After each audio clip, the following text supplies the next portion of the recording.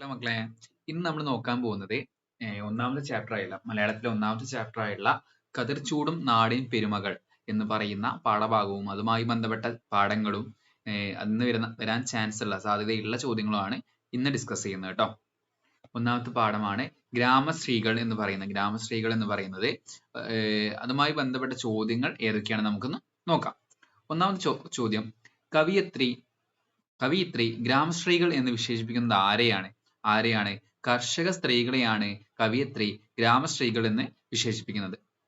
രണ്ടാമത്തെ ചോദ്യം, ഉണ്ണിക്കതിരോന്റെ പൊന്നുകപ്പാടേറ്റു വിണ്ണിൻ വിളിപ്പാടും ചോന്നിതല്ലോ. ഇവിടെ അടിവരയിട്ട പദത്തിന്റെ അർത്ഥം, ഉണ്ണിക്കതിരോന്റെ എന്ന് പറയുന്ന പദത്തിന്റെ അർത്ഥം എന്താണെന്നാണ് ചോദിക്കുന്നത്. എന്താണ്? ഉദയസൂര്യൻ എന്നാണ് അർത്ഥം. അടുത്ത ചോദ്യം, മൂന്നാമത്തെ ചോദ്യം, ഉർവിയെ പുഷ്പിക്കും കലപോൽ നമുക്കത്ര നിർവൃത്തികരം സർഗവ്യാപാരമുണ്ടോ മഞ്ഞിൽ.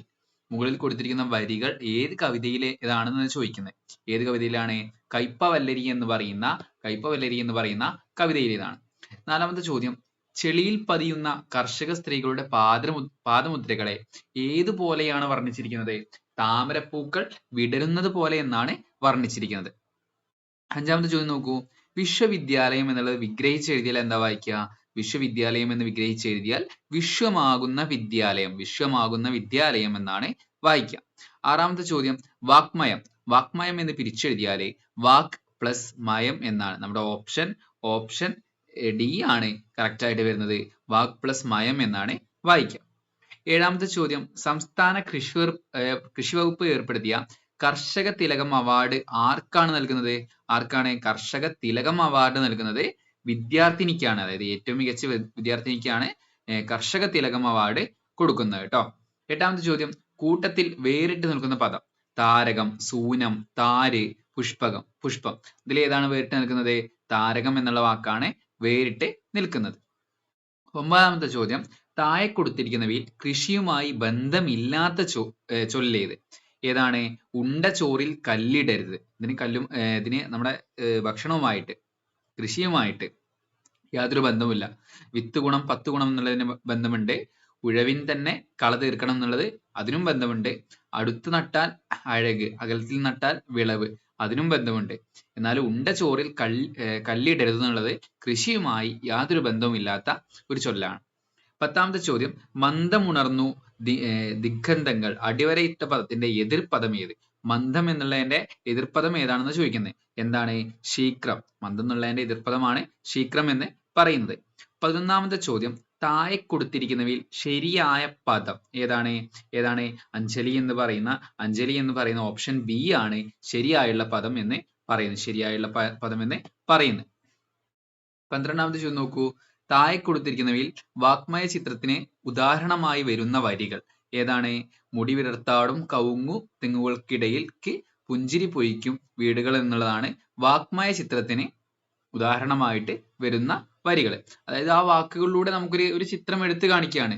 മുടി വിടർത്താടും കവുങ്ങു തെങ്ങുകൾക്കിടയിൽക്ക് പുഞ്ചിരി പൊഴിക്കും വീടുകൾ എന്നുള്ള പദം. 13ാമത്തെ ചോദ്യം, കേരളീയ കൃഷിരീതിയെ കുറിച്ച് പരാമർശിക്കുന്ന ആദ്യ ഗ്രന്ഥമായിട്ട് പരിഗണിക്കുന്ന ഏതാണ്? കൃഷിഗീത എന്ന് പറയുന്ന ഗ്രന്ഥത്തെയാണ്. 14ാമത്തെ ചോദ്യം, ജൈവ കൃഷിയുടെ ബൈബിൾ എന്നറിയപ്പെടുന്ന പുസ്തകമാണ് ഒറ്റ വൈക്കോൽ വിപ്ലവം എന്ന് പറയുന്നത്. ജൈവ കൃഷിയുടെ ബൈബിൾ എന്ന് പറയുന്ന പുസ്തകമാണ് ഒറ്റ വൈക്കോൽ വിപ്ലവം എന്ന് പറയുന്ന പുസ്തകം. 15ാമത്തെ ചോദ്യം, അധ്വാനിച്ചാലേ ആഹാരത്തിന് വഴിയുണ്ടാവൂ എന്ന ആശയം വരുന്ന ശൈലിയാണിത്? കൈ ആടിയാലേ വായ് ആടൂ. ഓക്കെ, ഓപ്ഷൻ എ ആയില്ല. കൈ ആടിയാലേ വായ് ആടൂ എന്നുള്ളതാണ് അധ്വാനിച്ചാലേ ആഹാരത്തിന് വഴിയുണ്ടാവും എന്നുള്ള അർത്ഥം വരുന്ന ചൊല്ലി എന്ന് പറയുന്നത്. അടുത്തത് 16ാമത്തെ ചോദ്യം, സംസ്ഥാന ഗവൺമെന്റ് കൃഷി മേഖലയിൽ മികച്ച കർഷകന് നൽകുന്ന അവാർഡാണ് ഏത്? കർഷകോത്തമ എന്ന് പറയുന്നത്. താഴെ കൊടുത്ത ചൊല്ലുകളിൽ കൃഷിയുമായി ബന്ധമില്ലാത്ത ചൊല്ലാണ് ഏത്? പയ്യത്തിന്നാൽ പനയും തിന്നാം. തിന്നാം എന്നുള്ളത് കൃഷിയുമായിട്ട് ബന്ധമില്ലാത്ത ചൊല്ലാണ്. താഴെ കൊടുത്തവയിൽ മാധവി അമ്മയുടെ കാവ്യ സമാഹാരങ്ങളിൽ പെടാത്തത് ഏതാണ്? ജീവിത തന്തുക്കൾ എന്ന് പറയുന്നത് മാധവി അമ്മയുടെ കാവ്യസമാഹാരവുമായിട്ട് ബന്ധപ്പെട്ടതല്ല. ഓക്കെ, 19ാമത്തെ ചോദ്യമാണ്, നാണിച്ചു പോകുന്നു നീളൻ കുട ചൂടി ഞാനീ വരമ്പിൻ കൊതുമ്പിൽ നിൽക്കെ. ഇവിടെ ഞാൻ എന്ന് സൂചിപ്പിക്കുന്ന ആരെയാണ്? കവിത്രിയാണ്. കവിത്രിയെയാണ് ഞാൻ എന്ന പദം കൊണ്ട് സൂചിപ്പിക്കുന്നത് കേട്ടോ. നമുക്ക് അടുത്ത പാഠത്തോട്ട് കിടക്കാം. അടുത്ത പാഠമാണ് കുമ്മാട്ടി എന്ന് പറയുന്ന പാഠം. കുമ്മാട്ടി എന്ന് പറയുന്നത് കേട്ടോ. തൃശൂർ, പാലക്കാട് ജില്ലകളിൽ പ്രചാരിക്കുന്ന മുഖം മൂടി അണിഞ്ഞുള്ള നൃത്തമാണ് ഏത്? കുമ്മാട്ടി എന്ന് പറയുന്നത്. ആകാശവീതി ആകാശമാകുന്ന വീതിയാണെങ്കിൽ ഗ്രാമവീതിയെ നമുക്ക് എന്ത് പറയാൻ പറ്റും? ഗ്രാമത്തിലെ വീതി എന്ന് പറയാൻ വേണ്ടിയിട്ട് പറ്റും. മൂന്നാമത്തെ ചോദ്യം കുമ്മാട്ടിക്കളിയുമായി ബന്ധമില്ലാത്ത പ്രസ്താവനയാണ്. ഏതാണ്? ഓപ്ഷൻ എ കറക്റ്റ് ആണ്.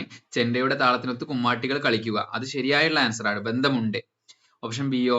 ശ്രീകൃഷ്ണൻ, ശിവൻ, നാരദൻ, മഹാബലി തുടങ്ങിയ അനേകം വേഷങ്ങൾ കുമ്മാട്ടിക്കളിയിലുണ്ട്. ഉണ്ട്. അതും ശരിയായുള്ള ഉത്തരമാണ്. ഓപ്ഷൻ ഡി നോക്കൂ.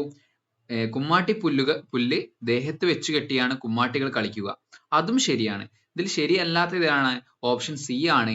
നാടൻ പാട്ടുകളും കഥകളി പദങ്ങളും ഉപയോഗിക്കാറുണ്ട്. ഉണ്ടോ? ഇല്ല. കുമ്മാട്ടിക്കളിയിൽ നാടൻ പാട്ടുകളും കഥകളി പദങ്ങളും ഉപയോഗിക്കാറ് ഇല്ല. നാലാമത്തെ ചോദ്യം കുട്ടികളെ കഥാപാത്രമാക്കി കുമ്മാട്ടി എന്ന പേരിൽ മലയാളത്തിൽ സിനിമ സംവിധാനം ചെയ്തത് ആരാണ്? ജി അരവിന്ദനാണ്. ജി അരവിന്ദനാണ് കുമ്മാട്ടി എന്ന പേരിൽ സിനിമ സംവിധാനം ചെയ്തത്. അടുത്ത അഞ്ചാമത്തെ ചോദ്യമാണ് താഴെ കൊടുത്തിരിക്കുന്നതിൽ ശരിയായുള്ള പദമാണ് ഏത്? കനിഷ്ഠൻ. ഓപ്ഷൻ ഡി ആയിട്ടുള്ള കനിഷ്ഠൻ എന്ന് പറയുന്നത്. ആറാമത്തെ ചോദ്യം കേരളത്തിൽ പ്രചാരത്തിലുള്ള മരമടി എന്ന കാർഷികോത്സവം മറ്റൊരു പേരിലാണ് അറിയപ്പെടുന്നത്. ഏത് പേരിലാണ്? കാളപൂട്ട് എന്ന പേരിലാണ് നമ്മൾ സാധാരണ അറിയപ്പെടാറ് കേട്ടോ. ഏഴാമത്തെ ചോദ്യം നോക്കൂ. അഞ്ചാറ് എന്ന പദം വിഗ്രഹിച്ചെഴുതിയാൽ എന്താ? അഞ്ചോ ആറോ എന്നാണ് പറയാ. അഞ്ചാറ് എന്ന് വിഗ്രഹിച്ചെഴുതിയാൽ അഞ്ചോ ആറോ. എട്ടാമത്തെ ചോദ്യം ചവിട്ടുനാടകം എന്ന കലാരൂപം ഏത് വിദേശീയരാണ് കേരളത്തിൽ പ്രചരിപ്പിച്ചത്? പോർച്ചുഗീസുകാരാണ് ആ കലാരൂപം കേരളത്തിൽ പ്രചരിപ്പിച്ചത്. ഒമ്പതാമത്തെ ചോദ്യം താഴെ നൽകിയിരിക്കുന്നവയിൽ കൂട്ടത്തിൽ ചേരാത്ത കലാരൂപം ഏത്? കൂട്ടത്തിൽ ചേരാത്ത കലാരൂപമാണ് ഏത്? കഥകളി എന്ന് പറയുന്നത് കേട്ടോ. പത്താമത്തെ ചോദ്യം കുമ്മാട്ടിയിലെ ഏറ്റവും ആകർഷകമായ വേഷമാണ് ഏത്? കുമ്മാട്ടിയിലെ ഏറ്റവും ആകർഷകമായ വേഷമാണ് തള്ളക്കുമ്മാട്ടി. കുമ്മാട്ടിയിലെ ഏറ്റവും ആകർഷകമായ വേഷമാണ് ഇത് തള്ളക്കുമ്മാട്ടി എന്ന് പറയുന്നത്. കുമ്മാട്ടി ഒരു വിനോദ കലാപ്രകടനമായി ആഘോഷിച്ചു വരുന്ന ജില്ലയാണ് ഇത് തൃശ്ശൂർ ജില്ല എന്ന് പറയുന്നത് കേട്ടോ. അടുത്ത 12ാമത്തെ ചോദ്യമാണ് വിനോദകല. വിനോദകല എന്നുള്ളത് വിഗ്രഹിച്ചെഴുതിയാല് വിനോദത്തിനുള്ള കല എന്ന് നമുക്ക് പറയാൻ പറ്റും. വിനോദത്തിനുള്ള കല. 13ാമത്തെ ചോദ്യം കേരള ഫോക്ലോർ അക്കാദമിയുടെ അക്കാദമി പ്രവർത്തിക്കുന്നത് എവിടെയാണ്? കണ്ണൂർ ജില്ലയിലാണ് കേരള ഫോക്ലോർ അക്കാദമി പ്രവർത്തിക്കുന്നത്. 14ാമത്തെ ചോദ്യം താഴെ കൊടുത്തവയിൽ ഡോക്യുമെന്ററിയുമായി ബന്ധമില്ലാത്ത പ്രസ്താവന. ബന്ധം ഇല്ലാത്തതാണ് ചോദിക്കുന്നത് കേട്ടോ. ഏതാണ് ബന്ധമില്ലാത്തത്? ഇതൊരു കെട്ടുകഥയായിരിക്കും. ഡോക്യുമെന്ററി എന്ന് പറയുന്ന കെട്ടുകഥയല്ല, യഥാർത്ഥ സംഭവവുമായി ബന്ധപ്പെട്ടതാണ് ഡോക്യുമെന്ററി ഉണ്ടാവുക. അതുകൊണ്ട് ഓപ്ഷൻ ഡി ആണ് ഇതിൽ തെറ്റായ ബന്ധമില്ലാത്ത പ്രസ്താവന എന്ന് പറയുന്നത്. അടുത്ത പാഠമാണ് വിത്ത് എന്ന മഹാത്ഭുതം. ഓക്കെ, വിത്ത് എന്ന ഒന്നാമത്തെ ചോദ്യത്തിലേക്ക് പോകാം. വിത്ത് എന്ന മഹാത്ഭുതം എന്ന പാഠഭാഗം ഏത് സാഹിത്യ വിഭാഗത്തിലാണ് പെടുന്നത്? ആത്മകഥയിലാണ് പെടുന്നത് കേട്ടോ. രണ്ടാമത്തെ ചോദ്യം മലയാളത്തിലെ ആദ്യത്തെ ആത്മകഥയായിട്ട് പരിഗണിക്കപ്പെടുന്നത് ഏതാ? ആത്മകഥാ സംക്ഷേപം എന്ന് പറയുന്ന കൃതിയാണ് മലയാളത്തിലെ ആദ്യ ആത്മകഥയായിട്ട് പരിഗണിക്കപ്പെടുന്നത്. മൂന്നാമത്തെ ചോദ്യം പൈതൃകത്തിന്റെ പ്രാധാന്യം 10 ഇരട്ടി മേന്മയുള്ളതാണെന്ന് സൂചിപ്പിക്കുന്ന ചൊല്ല് ഏതാണ്? വിത്ത് ഗുണം 10 ഗുണം എന്നുള്ള ചൊല്ലാണ്. നാലാമത്തെ ചോദ്യം മഹാത്ഭുതം എന്ന പദം പിരിച്ചെഴുതിയാല് മഹത്തായ അത്ഭുതം. മഹാത്ഭുതം എന്ന് പിരിച്ചെഴുതിയാല് മഹത്തായ അത്ഭുതം എന്നാണ് പറയുക. അഞ്ചാമത്തെ ചോദ്യം നോക്കൂ. നെന്മണി എന്ന് പിരിച്ചെഴുതിയാല് നെല്ല് പ്ലസ് മണി. നെന്മണി എന്ന് പിരിച്ചെഴുതിയാല് നെല്ല് പ്ലസ് മണി എന്നാണ് പറയുക. ആറാമത്തെ ചോദ്യം സമയമാകുമ്പോൾ വെയിൽ പോകണം. അടിവരയിട്ട പദത്തിന് സമാനമായ പദം കണ്ടെത്തുക. ഏതാണ്? വയലിൽ പോകണം എന്ന്. സമയമാകുമ്പോൾ വയലിൽ പോകണം എന്ന പദത്തിന് സമാനമായുള്ള പദം ഏതാണ്? കേദാരം എന്നാണ്. വയലിൽ പോകണം എന്നുള്ളതിന് കേദാരം എന്ന് നമുക്ക് പറയാൻ പറ്റും. ഏഴാമത്തെ ചോദ്യം കമ്മന ഗ്രാമം പ്രശസ്തിയിലേക്ക് ഉയർന്നത് ആരുടെ പേരിലാണ്? കമ്മന ഗ്രാമം പ്രശസ്തിയിലേക്ക് ഉയർന്നത് ആരുടെ പേരിലാണ്? ചെറുവയൽ രാമൻ എന്ന് പറയുന്ന നെൽ കർഷകന്റെ പേരിലാണ് കേട്ടോ. ചെറുവയൽ രാമൻ. ചോദിക്കാൻ ചാൻസ് ഉണ്ട് GK ഭാഗത്ത് കേട്ടോ. എട്ടാമത്തെ ചോദ്യമാണ് താഴെ കൊടുത്തിരിക്കുന്നവയിൽ ലോപസന്ധിക്ക് ഉദാഹരണം ഏത്? കടപ്പുറം. കടപ്പുറം എന്ന് പറയുന്നതാണ് ലോപസന്ധിക്ക് ഉദാഹരണം. ഒമ്പതാമത്തെ ചോദ്യം താഴെ കൊടുത്തിരിക്കുന്നവയിൽ ശരിയായുള്ള വാക്യം ഏതാണ്? ഇതിൽ കറക്റ്റ് ആയിട്ട് വരുന്ന വാക്യം എന്ന് പറയുന്നത് എല്ലാ വിത്തിനങ്ങളുടെയും മൂപ്പ് ഏകദേശം തുല്യമായി നിൽക്കും തുല്യമായി നിൽക്കുമെന്ന് പറയുന്ന വാക്കാണ് ശരിയായുള്ള വാക്യമെന്ന് പറയുന്നത് കേട്ടോ. ബാക്കിയുള്ള എല്ലാ വാക്യങ്ങളിലും എന്തെങ്കിലും തരത്തിലുള്ള തെറ്റുകളുണ്ട്. ഉദ്ഘാടനത്തിന് ഏകദേശം 100ഓളം പേർ പങ്കെടുക്കും. ഇവിടെ ഏകദേശം എന്ന് പറയുന്നുണ്ട്, 100ഓളം എന്ന് പറയുന്നുണ്ട്. അത് രണ്ടും കൊടുക്കേണ്ട ആവശ്യമില്ല, രണ്ടിനും ഒരേ അർത്ഥമാണ്. അതുകൊണ്ട് ആ വാക്ക് തെറ്റാണ്. ഏകദേശം 100 കിലോമീറ്റർ എങ്കിലും കാണും. ഇവിടെ ഏകദേശം എന്നുള്ള വാക്ക് കൊടുക്കേണ്ട ആവശ്യമില്ല. 100 കിലോമീറ്റർ എങ്കിലും കാണും എന്ന് പറഞ്ഞാൽ മതി. ഓക്കെ, അപ്പൊ അതും തെറ്റാണ്. അതുപോലെ ഡി നോക്കൂ, ഏകദേശം 10 പേരെങ്കിലും വരും. അവിടെയും സെയിം ആണ് വരുന്നത്. അതുകൊണ്ട് അതും തെറ്റാണ്. 10ാമത്തെ ചോദ്യം, 6 മാസം മൂപ്പുള്ള വിത്താണെങ്കിൽ ഡാഷ് ദിവസത്തിനുള്ളിൽ ഞാറ് പറിച്ചു നടണം. എത്ര ദിവസത്തിനുള്ളിൽ ഞാറ് പറിച്ചു നടണം? 42 ദിവസത്തിനുള്ളിൽ വേണം ഞാറ് പറിച്ചു നടാൻ കേട്ടോ. ഇനി 11ാമത്തെ ചോദ്യമാണ്, താഴെ കൊടുത്തിരിക്കുന്നവയിൽ കൃഷി ഉപകരണങ്ങളിൽ പെടാത്തത് ഏതാണ്? കത്തി, കലപ്പ, കൈക്കോട്ട്, അരിവാൾ. ഇതിൽ ഏതാണ്? കത്തി ഒരിക്കലും കൃഷി ഉപകരണമായിട്ട് നമ്മൾ പരിഗണിക്കുന്നില്ല, കൃഷി ഉപകരണമായിട്ട് പരിഗണിക്കാറില്ല. 12ാമത്തെ ചോദ്യം, താഴെ കൊടുത്തിരിക്കുന്നവയിൽ ധാന്യങ്ങൾ അളക്കുന്നതിന് ഉപയോഗിക്കുന്ന ഉപകരണം ഏത്? പത്തായം, കൊട്ട, പറ ഇവയൊന്നുമല്ല. ഇതിൽ ഏതാണ്? ഓപ്ഷൻ സി ആണ്, പറയാണ് നമ്മൾ ധാന്യങ്ങൾ അളക്കാൻ വേണ്ടിയിട്ട് ഉപയോഗിക്കുക. ഇനി 13ാമത്തെ ചോദ്യം, താഴെ കൊടുത്ത കടങ്കഥയുടെ ഉത്തരം ഏത്? കറിക്ക് മുമ്പൻ ഇലയ്ക്ക് പിമ്പൻ എന്നാണ് ഉത്തരം. കറിക്ക് മുമ്പൻ ഇലയ്ക്ക് പിമ്പൻ എന്നുള്ള ഉത്തരമാണ് കറിവേപ്പില എന്നുള്ളത് കേട്ടോ. 14ാമത്തെ ചോദ്യം, താഴെ കൊടുത്തിരിക്കുന്നവയിൽ ഭക്ഷണവുമായി ബന്ധപ്പെട്ട പഴഞ്ചൊല്ല് ഏത്? ബന്ധമുള്ള പഴഞ്ചൊല്ലാണ് ചോദിച്ചിരിക്കുന്നത് കേട്ടോ. എന്താണ്? അത്താഴം കഴിഞ്ഞാൽ അരക്കാതം നടക്കണം എന്നുള്ളതാണ് ഭക്ഷണവുമായി ബന്ധപ്പെട്ട ഒരു ചൊല്ല് എന്ന് പറയുന്നത് കേട്ടോ. ഇനി 15ാമത്തെ ചോദ്യം, പിസികൾച്ചർ ഏത് കൃഷിയുമായി ബന്ധപ്പെട്ടാണ്? ഏത് കൃഷിയുമായി ബന്ധപ്പെട്ട പിസികൾച്ചർ? മത്സ്യം വളർത്തലുമായിട്ട് ബന്ധപ്പെട്ടതാണ് പിസികൾച്ചർ എന്ന് പറയുന്നത് കേട്ടോ. ഈ തെറ്റായ ജോഡി കണ്ടെത്താനാണ്. ഏതാണ് തെറ്റായ ജോഡി? ഓർമ്മയുടെ അറകൾ ബഷീറാണ്. ഓർമ്മയുടെ ഓളങ്ങളിൽ ജി ശങ്കരക്കുറിപ്പാണ്.